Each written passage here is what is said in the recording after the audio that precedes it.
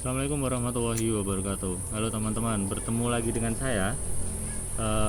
Pada video kali ini, mumpung ada waktu, saya kesini lagi untuk bercerita tentang pesugihan lagi.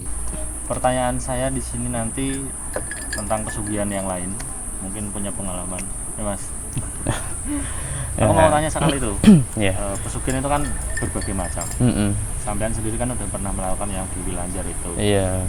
Tapi kalau aku lihat di YouTube, di Google juga itu kan Dewi Lanjar versinya banyak sekali. Itu sebenarnya Dewi Lanjar sebenarnya itu yang kayak gimana sih? Apakah yang sampean lakukan kemarin itu benar Dewi Lanjar atau bukan? Kok ada tidak ada tumbalnya juga? Iya, yang ini saya jawab ini ya. Nah, untuk saat ini memang ya terima kasih dahulu telah Mas Ahmad ya telah saya terima kasih sudah dikasih waktunya juga, sudah datang ke padepokan saya. Ya beginilah adanya ya, kalau sungguhnya ya nanti dimakan ya seadanya ya sungguhnya. Jadi begini Mas, untuk masalah pesugihan dan pesugihan itu banyak sekali pesugihan, macam-macam pesugihan, termasuk pesugihan Dewi Lanjar, pesugihan Gendruwo, pesugihan pocong, pesugihan tali pusar juga ada, banyak sekali lah pesugihan-pesugihan itu. Nah, kalau masalah pesugihan Dewi Lanjar yang mana pernah dulu saya ceritakan di channel Mas Ahmad juga, memang begitulah pesugihan Dewi Lanjar dengan persetujuan ataupun akad ya, dengan tumbal ataupun dengan raga sendiri. Dan sekarang itu banyak sekali yang melakukan pesugihan dengan penumbalan orang lain. Melalui apa? Melalui jalan ya, jalan raya, melalui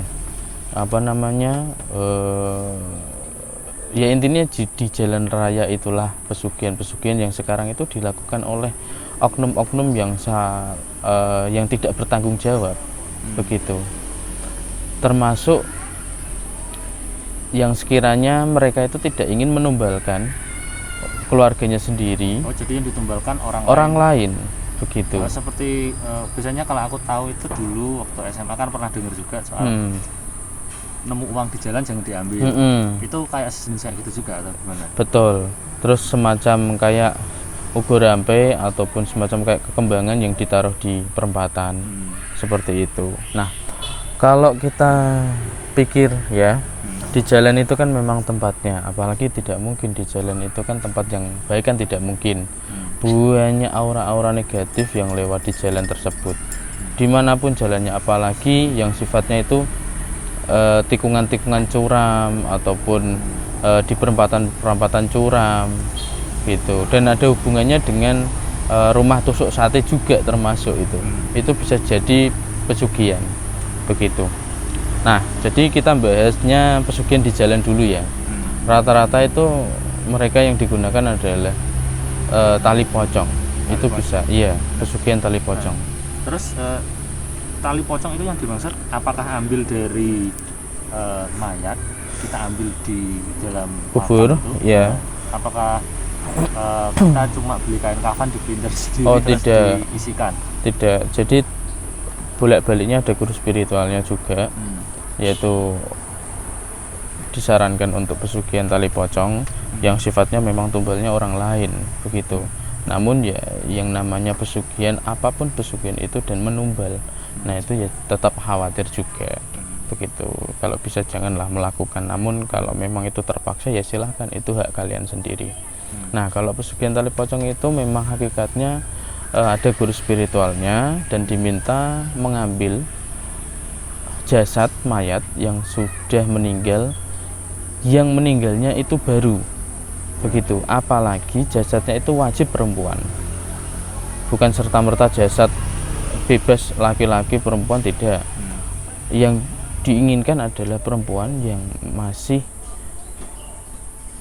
virgin, perawan. Gitu. Nah, makanya terkadang itu ada hal-hal yang aneh ketika para pengubur atau mayat baru ya, yang wanita itu pasti dikejar-kejar oleh orang, entah mengambil tali pocongnya tersebut gitu. Dan cara pengambilannya memang ada khususnya, dan bolak-balik itu memang dari gurunya yang memang menyarankan hal tersebut begitu. Dan yaitu tadi kembali ke diri masing-masing, bolak-balik ada tumbalnya juga, yaitu entah tumbalnya di jalanan itu tadi yang saya bilang, dan memang tumbal tersebut yaitu tadi bolak-baliknya di orang masing-masing begitu Pak. Kalau misalkan ini soal pesugihan berbagai macam ya. Iya. Yang pernah panjenengan lakukan itu kan Dewi Lanjar. Nah kemarin kan saya pernah membuat dengan narasumber lain, yaitu memanggil sendiri. Dia itu melakukan puasa sendiri di rumah selama 3 hari, dan kemudian dia seperti mendengar suara lonceng dan bertemu langsung dengan Dewi Lanjar. Kalau itu bagaimana? Itu kemungkinan jin. Jin ya? Ya, tidak mungkin ketemu Dewi Lanjar itu. Dewi Lanjar itu bisa bertemu asalkan sudah ada akad atau janji. Begitu, tidak serta-merta ditemui. Itu biasanya jin qair biasanya. Oh, biasanya berarti jin yang ngaku-ngaku. Iya, iya, jin yang mengaku-ngaku itu. Tidak mungkin serta-merta langsung ketemu, tidak. Begitu. Nah, ini sedikit pembahasan tentang jalan ya, yang mana memang setelah pengambilan tali pocong tersebut ada ritual khususnya, yang ritual khususnya itu memang wajib dilakukan suami istri begitu. Iya, wajib suami istri, tidak boleh muda-mudi. Yang bisa melakukan itu hanya suami istri begitu. Nah, seketika itu disiapkan ubur ampenya, ditaruh di perempatan ataupun di jalan begitu. Nah, sedikit kisahnya memang seperti itu, dan memang saya sarankan ya kalau bisa jangan lakukanlah. Bolak-balik rezeki itu yang berkah itu yang memang wajib melakukan diri sendiri. Itu berarti memang ritualnya harus biasanya gini, memang harus mengambil dari kuburan. Iya, memang digali dari kuburan. Tapi itu memang itu. Ada yang pernah. Ada banyak sekali Mas, itu sampai warga itu kadang khawatir begitu. Warga itu kadang khawatir. Makanya sebenar-benarnya kuburan yang baru itu bahaya, apalagi yang perempuan. Itu bahaya. Makanya kadang kan dijaga dahulu, yang perempuan itu banyak dulu yang dijaga. Jadi sebelum 1 minggunya itu biasanya dijaga oleh keluarganya. Yang khawatirnya itu tadi disalahgunakan. Begitu ya. Gitu Mas Ahmad.